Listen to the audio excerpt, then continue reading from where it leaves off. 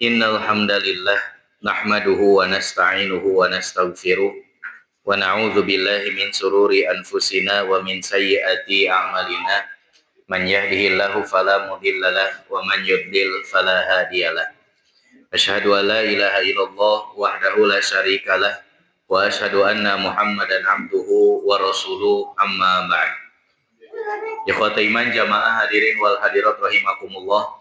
Alhamdulillah pada maghrib ini Allah Subhanahu wa taala masih memberikan kita kesehatan, kesempatan juga kemampuan untuk terus melanjutkan setiap kewajiban yang Allah Subhanahu wa taala perintahkan, diantaranya yaitu thalabul ilmi. Mudah-mudahan niat yang tertanam di dalam hati kita seterusnya intigo amardatillah, juga langkah kita dari rumah masing-masing sampai ke masjid ini dicatatkan oleh Allah Subhanahu wa taala jadi amalan makbulan sekaligus menjadi kifarat bagi dosa-dosa kita semua. Ikhwatul iman jamaah hadirin wal hadirat rahimakumullah. Insyaallah kita akan melanjutkan bahasan tafsir Al-Qur'an dan sekarang kita masuk pada surah Al-Kafirun. Dan surah Al-Kafirun bahasan untuk hari ini belum selesai dan ini bagian pertama. Karena insya Allah mungkin ada beberapa sesi dalam membahas surah Al-Kafirun ini. Baik, seperti biasa, sebelum kita memulai pembahasan berkaitan dengan tafsir surah Al-Kafirun, kita akan tahsin terlebih dahulu surah Al-Kafirun dari ayat pertama sampai ayat terakhir. Seperti biasa, saya terlebih dahulu, kemudian Bapak Ibu. A'udzu billahi minasy syaithanir rajim. Maka A'udzu billahi minasy syaithanir rajim. Bismillahirrahmanirrahim.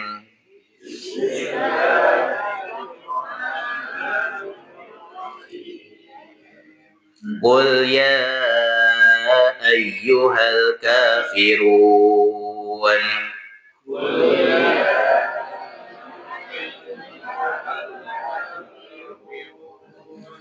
La a'budu ma ta'budun.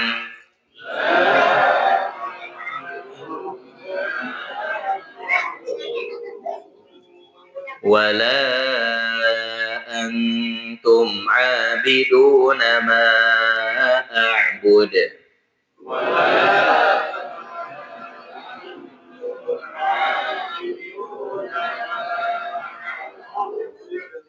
Wala ana 'abidum ma 'abadtum.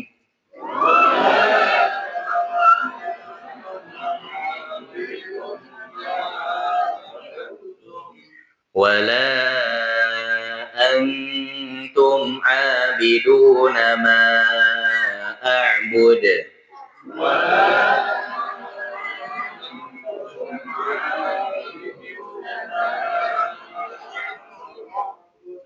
Lakum dinukum waliyadin.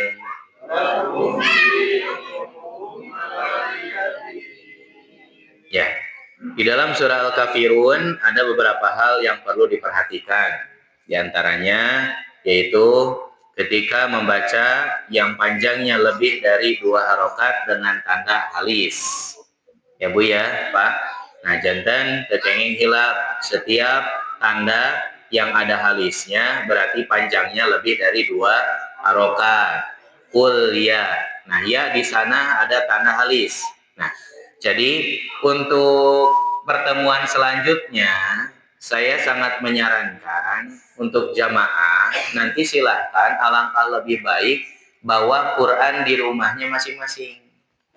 Jantan upami anu dina ieu mah bilih kirang jelas sareng teu sami sareng Quran nu di ibu-ibu kata Nabi bapak-bapak. Nah, jadi nanti bisa di poster itu dicantumkan instruksi untuk membawa Quran masing-masing. Kemudian juga silahkan dicantumkan juga bisa ada, jadi tafsir tidak hanya tafsir, tahsinnya, terjemahnya, jadi dicantumkan. Jadi sebelum kita membahas tafsir, seperti biasa, kita tahsin terlebih dahulu. Nah, kita bahas sedikit demi sedikit. Nah, kemudian Bapak Ibu silahkan bawa Quran yang biasa dibaca di rumah. Jadi Quran yang biasa dibaca di rumah, gitu. Nah, coba kita lihat di ayat yang dicantumkan di dalam makalah. Qul ya-nya di sana ada halis. Berarti panjang. Panjangnya lebih dari 2 harokat. Qul ya. Jadi bukan qul ya, salah. Tapi qul ya ayyuhal kafirun. Ayyuhal kafirun. Nah, baru yang ka itu panjangnya 2 harokat. Karena barisnya fathah berdiri. Kemudian di ayat yang kedua juga sama, la di sana ada tanda halis. Nah, jangan lupa berarti panjang lebih dari 2 harokat. Namanya apa? Nah, kan gitu. Terkadang kita kesulitan dalam mengingat nama tajwid. Nah, sebetulnya Al-Quran itu begitu simpel dan mudah. Membaca Al-Quran bisa sesuai dengan tajwid tanpa Bapak Ibu mengetahui nama tajwidnya apa. Biasa itu teh. Jadi gampang sebetulnya Al-Quran itu. Nah, banyak orang yang belajar Al-Quran tidak mau karena sieun ditanya gitu. Cik tajwidna naon gitu. Ya rumput-rumputan gitu kan. Api-api cenah itu lepat ke sacoca itu gitu kan mana gitu. Dan lain sebagainya. Tiba-tiba encikna teh jauh ayat gitu kan. Tidak mau belajar lagi. Nah, padahal Al-Quran itu sangat mudah. Di antaranya yaitu contoh seperti ini kita sering menemukan tanda baca tajwidnya, yaitu tanda baca halis. Di dalam Al-Quran begitu banyak sekali halis, namanya apa? Kita tidak tahu, tapi cara baca kita bisa. Begitu. Jadi gampang. Qul ya ayyuhal kafirun. La. Oh iya, ya halis berarti panjang. La. Nah, lanya panjang. 5 harokat. A'budu. A. A. A. A. A. Jadi bukan a, tapi dilebat kemudian ke depan, tenggorokan. Dan ain bukan huruf faisum, bukan huruf hidung. Jadi bukan tapi nah,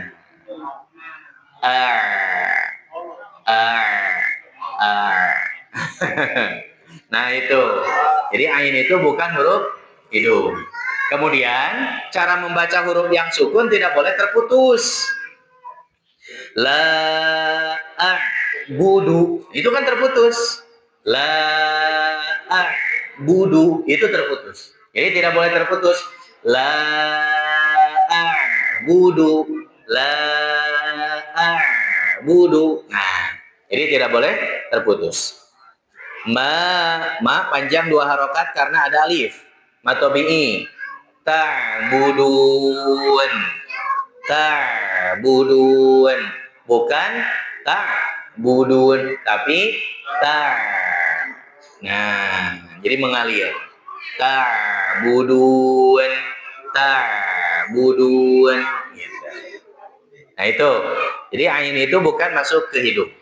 Kemudian wala sama ya, ada halis berarti panjang lebih dari 2 harokat. Nah, antum. Nah, di sana ada ikhfa yang dibacanya eng. Bapak Ibu pasti tahulah ketika membaca eng nu mana wae kan gitu. Tapi namanya belum tentu tahu. Ingat setiap anu eng cara bacanya ditahan. Tidak boleh tergesa-gesa. Nah, itu. Sudah cukup seperti itu. Anu eng ditahan, tidak boleh tergesa-gesa. Jadi dibacanya tidak wala antum, bukan, tapi wala antum, ditahan terlebih dahulu. Setiap yang wala antum, nah ditahan terlebih dahulu. Abiduna, panjang 2 harokat di ayun. Duna, du panjang 2 harokat juga di ayun. Ma, nah bertemu lagi dengan halis. Ayah kan halis ayah? Ketinggalnya. Oh, gampang kan? Gampang. Kata siapa membaca Al-Quran sulit? Tidak. Yang sulit itu teori. Nah, gitu. Ini saking liarna ku teori, saprak diajar teori, jadi itu ngaji gitu kan. Nah, jangan. Jadi ternyata begitu mudah. Al-Quran sudah menyediakan semuanya, hanya saja penerapan. Nah, penerapannya. Jadi penerapan cara membaca. Baik, nah dicukupkan untuk sementara itu saja ya. Kemudian di akhir ayat ketiga ini bude. Nah di sana ada kola yang harus mantul. Bude. Jadi kalau cara bacanya bud itu salah. Harus dipantulkan. Bude. Bude. Jadi harus jelas pantulannya. Nah, baik, kita terjemahkan surah Al-Kafirun. Bismillahirrahmanirrahim. Qul. Silahkan Bapak Ibu boleh mengikuti Qul. Katakanlah Muhammad. Ya ayyuhal kafirun. Wahai orang-orang kafir. La tidak akan a'budu aku menyembah ma apa-apa ta'budun yang kamu sembah wala dan tidak juga antum kalian semua abiduna menyembah ma'abudu apa-apa yang aku sembah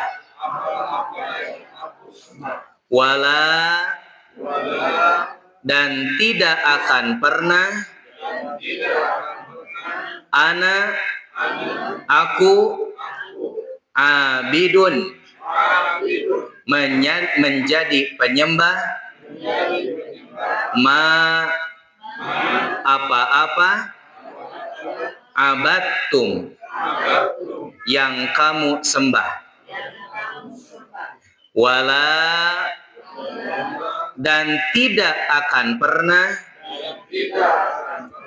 antum kalian semua abiduna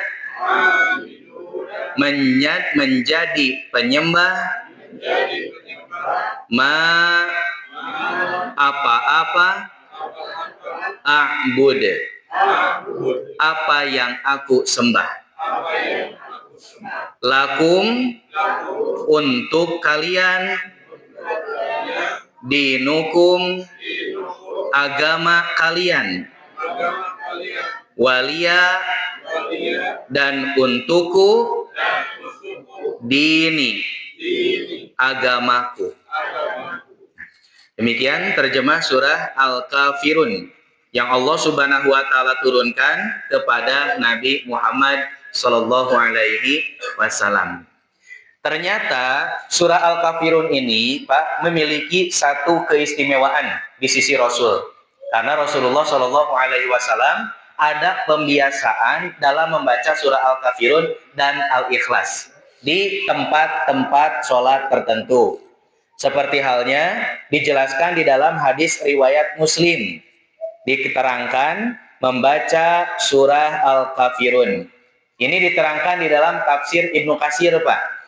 Sabata fi sohihi muslimin. Telah disebutkan di dalam riwayat yang sahih, yaitu di dalam kitab Sahih Muslim.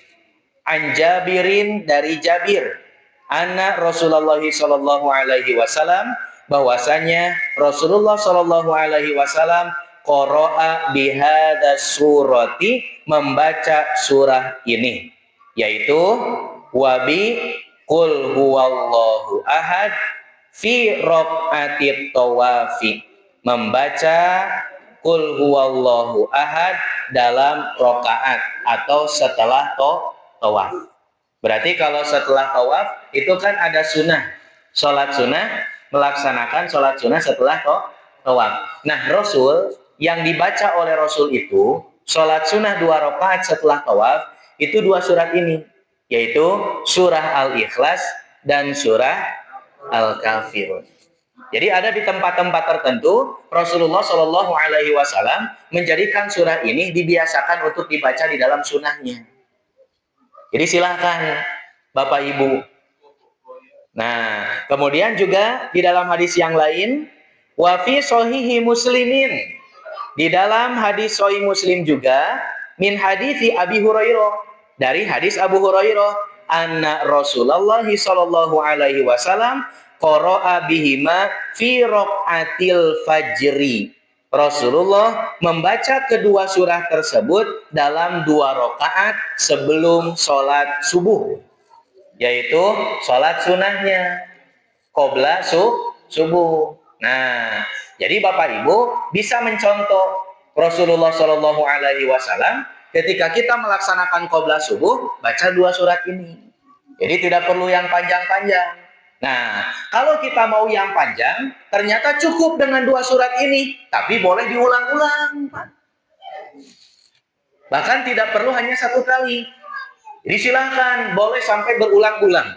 Sebagaimana dijelaskan di dalam hadis selanjutnya. Coba kira tinggal. Wa qala al-Imamu Ahmad, dan Imam Ahmad bin Hambal berkata, hadasana Waqi'in, telah menceritakan kepada kami Waqi'. Hadasana Waqi'un, telah menceritakan Imam Waqi'. Hadasana Isra'ilu, telah menceritakan kepada kami Isra'il. Nah, itu sanes Bani Israil banyak gitu. Ini mah nama gitu kan, nama orang. An Abi Ishaq, dari Abu Ishaq. An Mujahidin, dari Mujahid. An Ibni Umar, dari Ibnu Umar. Anna Rasulullah sallallahu alaihi wasallam, bahwasanya Rasulullah sallallahu alaihi wasallam qara'a fi raq'ataini qoblal fajri, membaca dalam 2 rakaat sebelum subuh, wa raq'ataini ba'dal maghribi, dan 2 rakaat setelah maghrib, bid'an wa isrina marrotan, sebanyak 20 kali sekian. 20 sekian kali. Berarti lebih dari 20 gitu kan. Jadi diulang-ulang boleh. Gitu.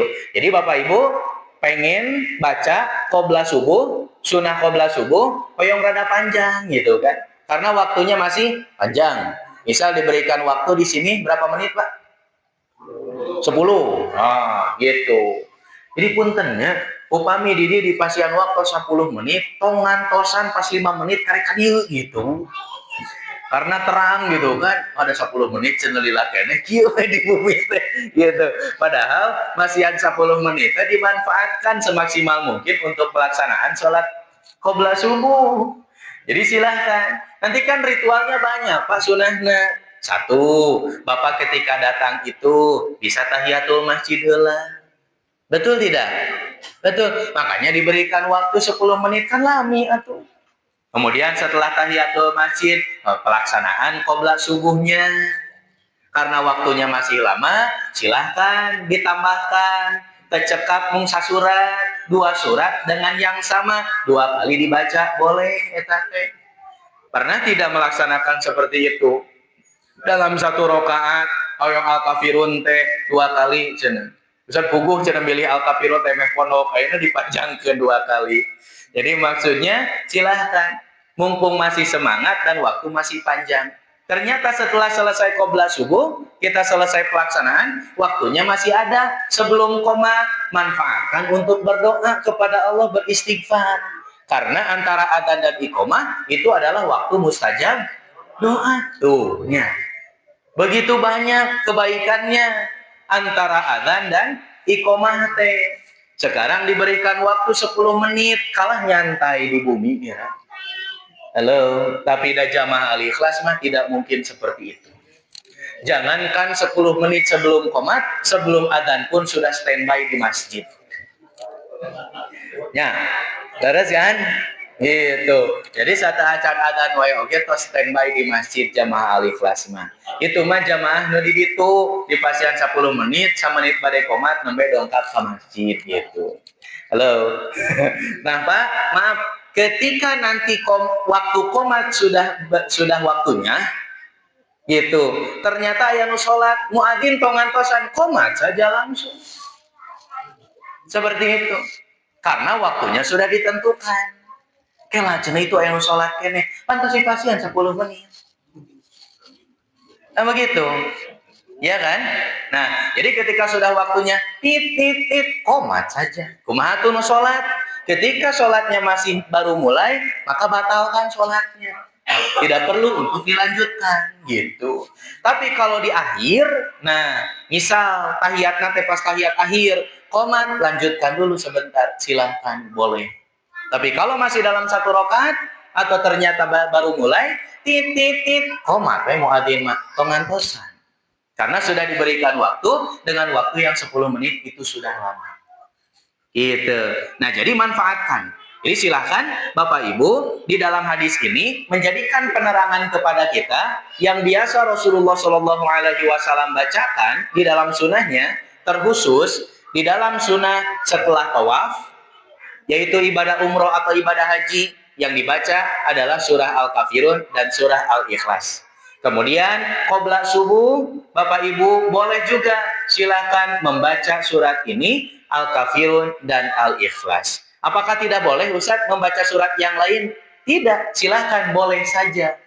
Tapi Rasul membiasakan membaca Al-Kafirun dan Al-Ikhlas, bukan berarti tidak boleh membaca surat yang lain. Adapun kalau mau lebih panjang bacaannya sebelum subuh, silakan boleh diulang-ulang surah itu. Itu. Jadi maksudnya diulang-ulang teh patong tabelit dina ayat eta gitu. Jadi diulang-ulang teh kusabab tenepi katungtung gitu kan. Balik deui gitu kan. Bukan diulang-ulang itu selesai membaca satu surat kemudian diawali lagi. Ieu mah kalah pabelit didinya. Wala antum abiduna ma a'bud wala ana abidum ma abattum wala antum abiduna ma a'bud wala ana abidum ma abattum.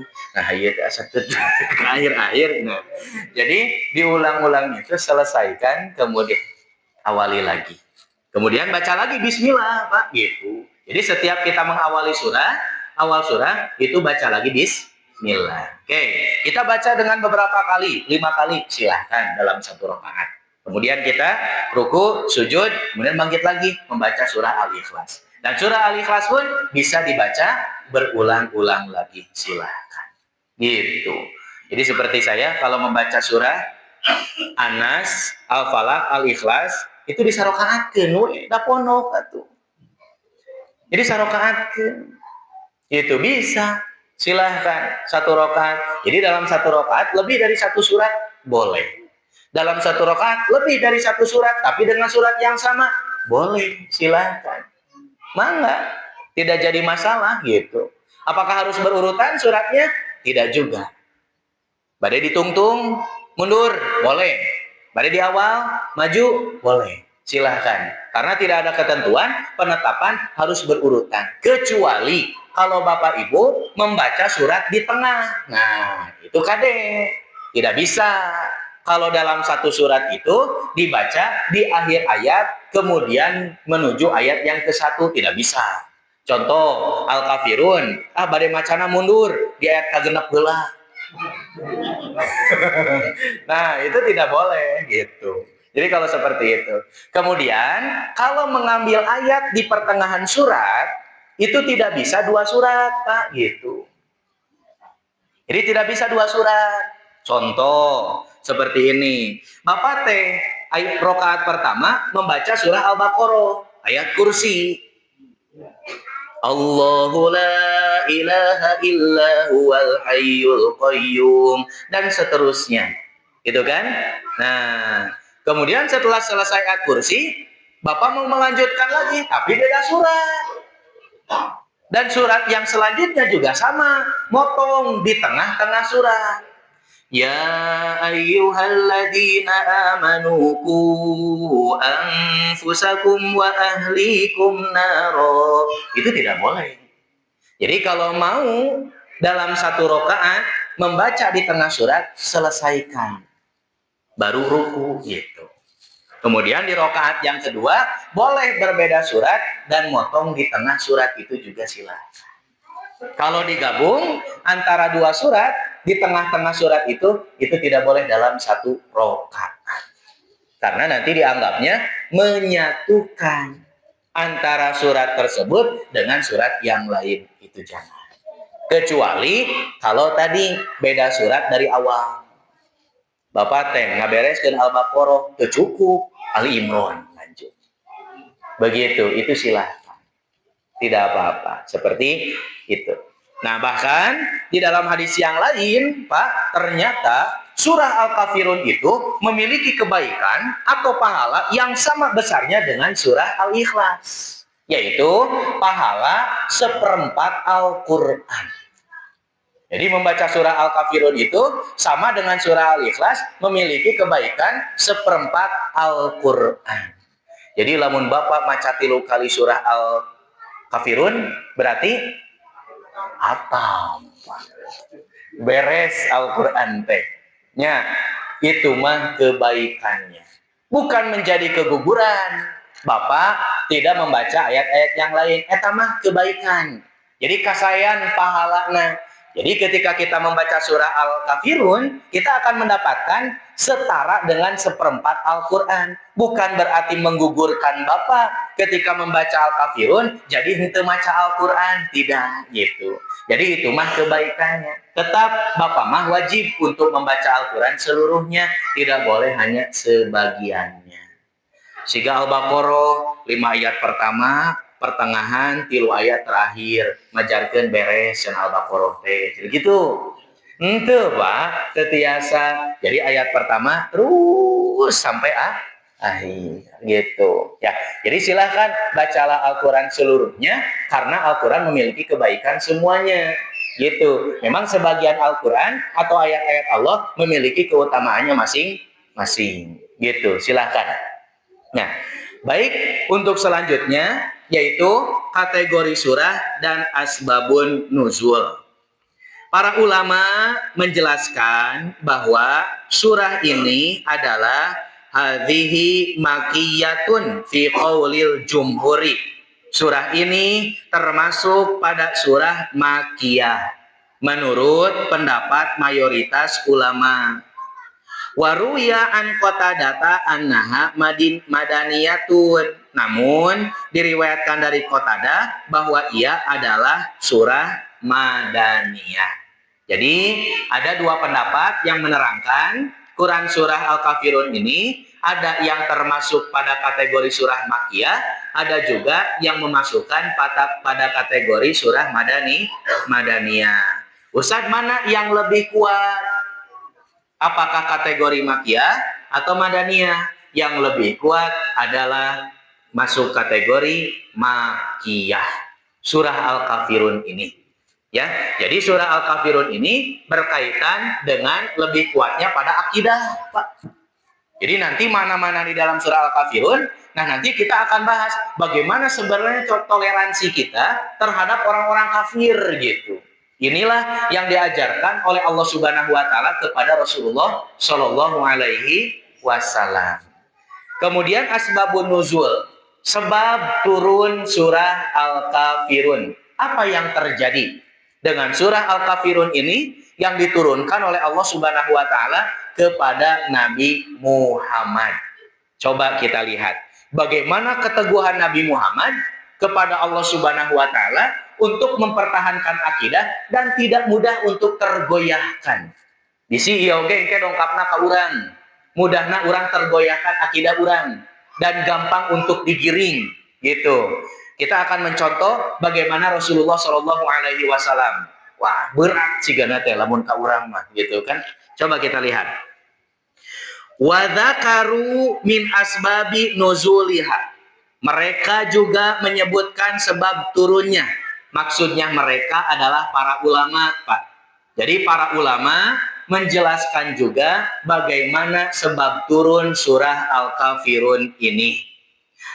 Kemudian qalu lahu alaihi salatu wassalamu, yaitu bahwa orang-orang berkata kepada beliau Nabi Muhammad Shallallahu Alaihi Wasallam. Siapa orang-orang yang dimaksud di sini? Orang-orang kafir. Jadi orang-orang kafir datang kepada Nabi Muhammad Shallallahu Alaihi Wasallam untuk menggoda, untuk mengajak, gitu. Apa kata orang kafir? Kata orang kafir, da ma anta fihi. Kata orang kafir, Muhammad, tinggalkanlah apa yang sedang engkau jalani itu. Jadi Rasul menuju dakwah, Bu, gitu kan, menanamkan akidah kepada orang-orang jahiliyah pada waktu itu. Kemudian ada orang-orang kafir Quraisy yang menggoda, yang menentang ajaran Rasulullah Shallallahu Alaihi Wasallam dengan lantang dan berani, kan gitu. Wajar weh, dan muslim naogi atau masih sedikit pada waktu itu. Kemudian orang kafir itu mengatakan kepada Nabi Muhammad, dah tinggalkeun weh, gitu.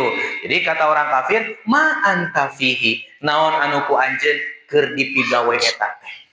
Kemudian orang kafir menawarkan, cobi Pak, lihat kira tawaranan.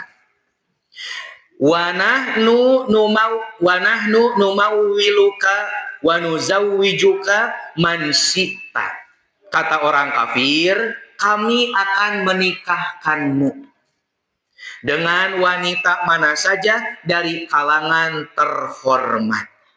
Min karoimina, dari kalangan terhormat. Wa numallikuka alaina, dan kami juga akan menjadikanmu sebagai pemimpin. Tuh, jadi presiden, Pak. Bu, atuh, jadi pejabat, kita wisan, tapi kudu ninggalkeun agama.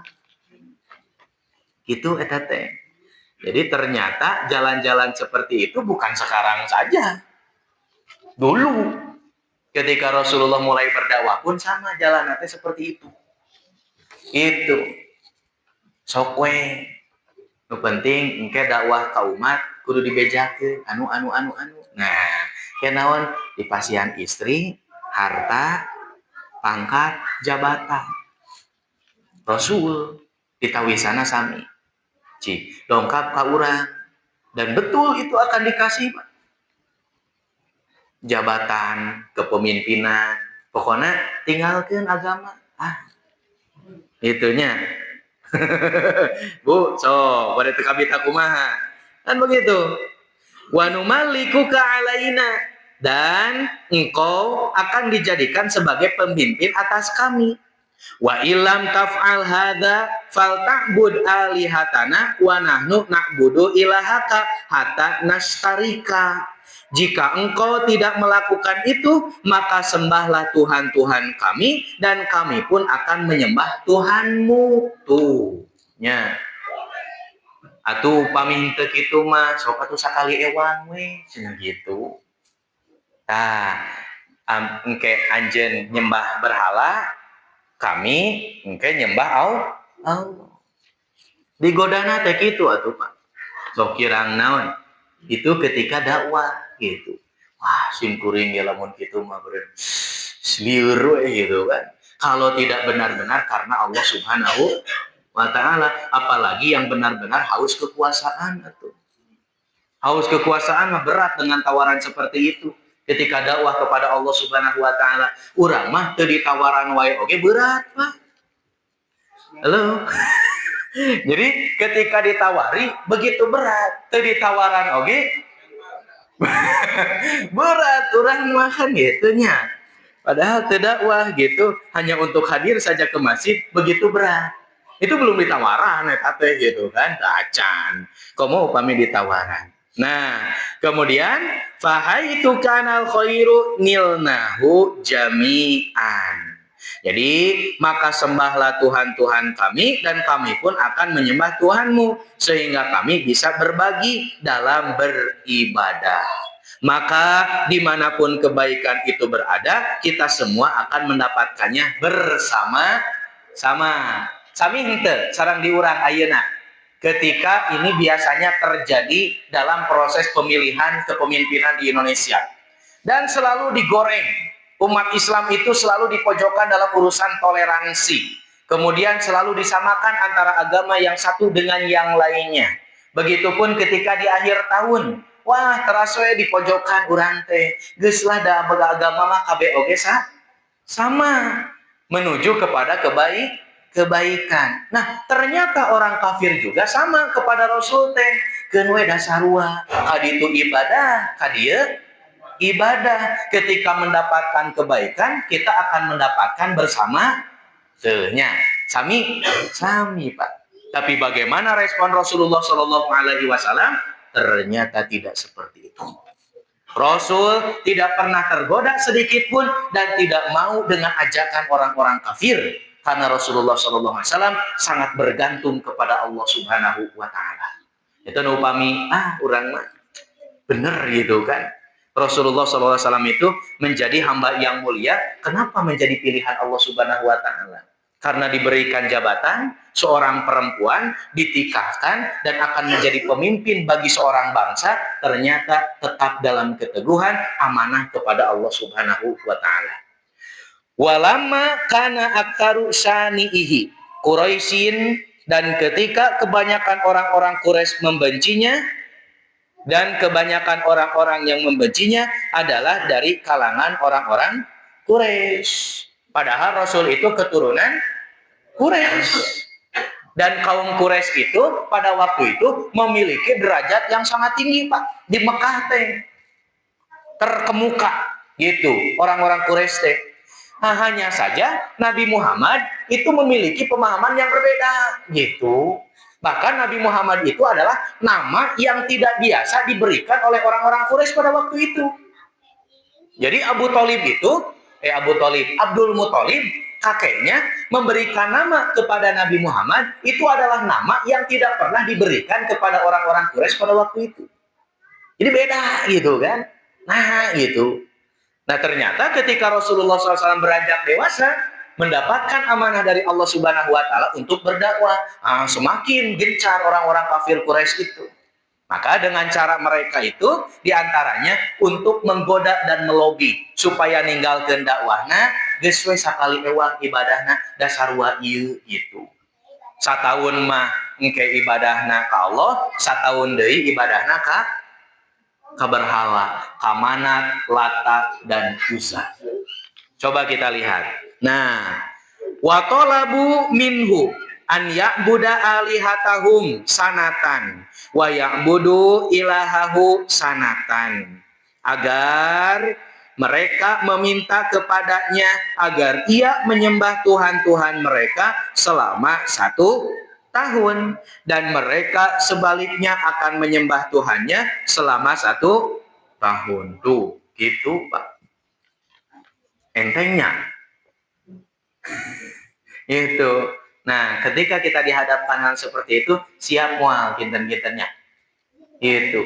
Pengen digoda, ibu atau saya tong ngaos ibu mah. Gitu. Engke ibu bakal kenging jabatan. Pokoknya tiap bulan aya gaji ratusan juta, dibukakeun we koper teh. Atuh. Bareureum hungkul. Nah, repotna nya urusan dunia. Tapi Rasul memberikan contoh yang begitu luar biasa. Maka ketika orang-orang kafir seperti itu mengajak Rasulullah SAW, Allah Subhanahu Wa Taala anzalallahu taala hadhihi surata tabarriyan minhum wa ikhbaran la syakka fihi anna dzalika la yakunu Maka Allah menurunkan surah ini sebagai bentuk berlepas diri dari mereka, serta sebagai pemberitahuan yang tidak diragukan lagi bahwa hal tersebut tidak akan pernah terjadi. Mual, tidak akan pernah. Rasulullah SAW menjaga diri. Ketika Allah menurunkan ini, maka Rasul menutup. Gitu. Sebetulnya orang-orang kafir itu, Pak, tidak akan bermasalah kalau Rasul tidak mengucapkan la ilaha illallah gitu. Kalau Rasul hanya mengucapkannya la ilaha, tidak akan jadi masalah itu, teh. Tidak ada Tuhan, tos. Orang kafir juga akan tenang. Tapi karena disebutkannya la ilaha illallah. Nah, eta didinya bagaimana orang kafir teh tidak menerima ketika Rasul menyebutkan bahwa tidak ada Tuhan. Ngerti orang kafir mah. Berarti Nabi Muhammad meniadakan Tuhan-Tuhan orang Mekah pada waktu itu, yaitu Manat, Lata, Uzza gitu.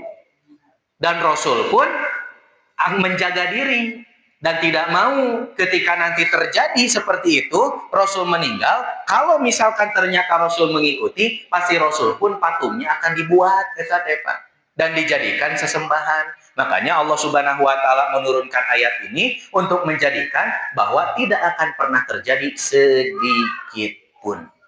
Gitu. Tapi diurang ternyata masih lemah untuk menjadikan agama Islam sebagai agama yang benar-benar diterima oleh Allah Subhanahu wa Ta'ala. Anggar we merasa berat. Gitu. Dipayunan orang kafir tuan tuh nyebat nate. Gitu. Padahal ternyata itu menjadi aturan yang baku dari Allah Subhanahu wa Ta'ala. Dan nanti kita akan lihat, Bu, sikap apa saja yang mencontohkan Rasulullah SAW kepada kita akan ketoleransian Rasulullah SAW dalam berbagai macam perkara. Yang Rasul menolak sama sekali ajakan-ajakan orang kafir dengan cara-cara mereka agar sama gitu. Tapi Rasul tidak pernah ingin dan tidak pernah mau amalan-amalan yang diamalkan oleh Rasulullah SAW itu sama dengan orang-orang kafir. Alim sakedik oge. Termasuk sekarang kita sebentar lagi Dzul Hijjah. Ayeuna Dzulqa'dah kaping 17-nya. Kaping 17 Dzulqa'dah. Berarti hanya setengah bulan lagi kita menuju Dzul Hijjah. Dan kita dianjurkan untuk bersyukur kepada Allah dengan cara berkurban. Wanhar. Dan Allah Subhanahu wa Ta'ala menganjurkan bentuk syukur dengan berkurban itu hanya 1 tahun sekali. Kan begitu. Dan yang dikeluarkan biaya hanya 375-nya. 375 dan 4 juta. Pilihan 4 juta. Daya, hiji tuh. Nya. Enteng 375. Enteng atuh. Sangat enteng. 375 dibandingkan dengan rezeki yang Allah berikan selama 1 tahun ini. Betul kan? 375. Enteng, Bu. Begitu. Nah, salah satu di antara contoh sikap Rasulullah SAW yang tidak mau dengan sama orang-orang kafir itu adalah yang diserap oleh orang-orang muslim punten. Mungkin ini akan ada sikap setuju atau tidak. Bab ulang tahun. Halo. Nah, Cobi, saya ingin tanya kepada Bapak Ibu semuanya, ya. Ketika merayakan ulang tahun, Bapak Ibu, nah, ketika merayakan ulang tahun, apa maksud dan tujuannya? Halo. Nah, pasti garis besarnya adalah bersyukur. Tasyakur. Itu kan dikemasnya seperti itu. Itu hari ulang tahun di saat. Nah, itu nanti akan terjawab dengan sikap Rasulullah SAW. Nanti berbagai macam sikap Rasul ketika di zaman Rasulullah orang-orang kafir terus melobi Rasul dan Rasul selalu menolak. Dan 1 tahun sekali Rasul Allah Subhanahu wa Ta'ala padahal sudah memberikan cara bersyukurnya kita, yaitu dengan cara berkurban. Puntennya, ari berkurban dengan modal sakitu susah untuk dikeluarkan, tapi dengan bersyukur dengan ulang tahun, judulnya syukur, itu modalnya bisa lebih dari 3 juta lebih. Padahal tidak dianjurkan. Halo. Padahal tidak dianjurkan oleh Allah merayakan ulang tahun. Meskipun dengan dasar syukur, nanti kita akan kaitkan bagaimana dengan sikap Rasulullah Shallallahu Alaihi Wasallam. Itu silahkan. Kenapa kita tidak disalurkan saja untuk persiapan selama 1 tahun sekali syukur nate kadinya gitu kan? Yaitu dengan cara berkurban. Modal ulang tahun itu 5 juta, 7 juta gitu kan. Seperti itu. Apalagi dengan perayaan. Nah, nanti akan kita lihat. Kemudian nanti kita akan lihat juga bagaimana sejarah ulang tahun itu dari mana. Ibu kudu tahu kenapa ulang tahun pakai lilin, Bu. Pakai cang gitu kan. Nah, kenapa ulang tahun pakai bolu? Nah, itu bakal ketinggal. Upami henteu terang teh berarti kita sudah terjerumus dalam kemurtadan. Itu ada sejarahnya. Nanti kurang dibahas berkaitan sampai selesai berkaitan dengan toleransi Rasulullah dalam surah Al-Kafirun ini. Jadi ada beberapa contoh nanti yang akan kita hadirkan. Gitu. Dan kita akan betul-betul berhati-hati dalam mengamalkan satu amalan yang jangan sampai sama dengan orang-orang kafir itu. Karena Rasul pun memberikan contoh seperti itu. Rasul sangat tidak mau hari Rasul mewanti-wanti dengan bersikap tidak mau umat banyak mengadopsi amalan-amalan orang-orang kafir gitu. Begitu. Nah, nanti kita akan lihat. Ya, sebetulnya kurang apa Islam kan gitu. Begitu luar biasanya aturannya. Coba kalau kita salurkan tuh, mumpung aya waktos kene 3.750 tuh 4 menit deui. Halo. So, aya waktos kene enteng lah kan gitu. Atuh urang ngemutna entong sadayana nikmat Allah, satu saja oksigen yang Allah berikan kepada kita. Heup we tahungkul. Dalam 1 tahun. Nah, hari oksigen pas satabung sabaraha? Satabung. Tabung nu kumaha, Pak? Nu ageung? 200, Ibu. 280. Oh. Aya nu 2 juta. Satabung. Itu teh berapa kali pakai, Bu? Pak? Seminggu. Nah. Itu. Ayeuna dikali setahun. Gratis urang mah gitu kan. Menghirup udara. Nah, dikeluarkan hanya 3.750 bisa. Ya Allah, tah abdi teh bade bersyukur we 3.750 kanggo ngagentosan oksigen hungkul gitu. Kagentosan henteu. Henteu Pak oksigen hungkul oge nya. Gitu. Belum dengan kesehatan yang lain, kaki bisa berjalan, tangan bisa menggenggam, mata bisa melihat, telinga bisa mendengar. Ku 3.750. Kagentosan acan. Enteng? Enteng. Nyarios mah lo. Nah memang betul enteng nyarios mah. Nah, gitu sangat enteng kalau dibandingkan dengan rezeki yang Allah berikan sebanyak itu. Ya, atuh urang mah silahkan menyicil we nabung. Mungkin batur mah 1 tahun sekali, urang mah 2 tahun sekali. Mungkin batur mah 2 tahun sekali, urang mah 3 tahun sekali. Ya, nah itulah cara syukur Allah yang diberikan kepada kita 1 tahun sekali. Jadi bukan ditempatkan di nur tadi gitu. Tapi tempatkanlah, jalurkan pada yang Allah Subhanahu wa taala perintahkan agar itu menjadi satu keselamatan. Nah, mungkin untuk Bapak Ibu masih kena unek-unek kan gitu. Ya gitu eta teh. Nah, nanti kita akan buktikan bagaimana sikap Rasulullah Shallallahu Alaihi Wasallam. Setelah mengkaji surat ini, tidak mungkin lagi umat Muslim ingin menyerupai orang-orang kafir. Gitu. Itu saja mungkin untuk pertemuan sekarang berkaitan dengan tafsir Al-Kafirun bagian pertama yang insya Allah nanti kita akan lanjutkan di pembahasan-pembahasan selanjutnya, karena ini belum selesai Bu, masih seru pembahasannya. Jadi silahkan kita akan betul-betul mengkaji bagaimana sikap Rasulullah mempertahankan akidah di hadapan Allah Subhanahu wa taala, jangan sampai tergadaikan dan jangan sampai itu hilang sehingga mencelakakan kita nanti di hadapan Allah Subhanahu wa taala. Salah satu gambarannya Rasul diberikan jabatan, harta, seorang perempuan, bahkan mereka juga memberikan juga jabatan menjadi pemimpin satu kaum, tapi Rasulullah menolaknya. Dan Allah Subhanahu wa taala memberikan keterangan dengan keterangan yang menunjukkan tidak akan pernah terjadi sedikit pun apa yang mereka inginkan. Mudah-mudahan itu pun ada di dalam diri kita, akidah kita semakin kuat sebagaimana Rasulullah SAW menjadi pilihan Allah Subhanahu wa taala.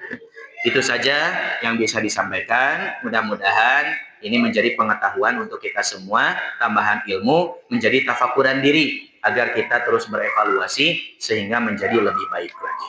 Aqulu qouli hadza wa astaghfirullah li wa lakum. Assalamualaikum warahmatullahi wabarakatuh.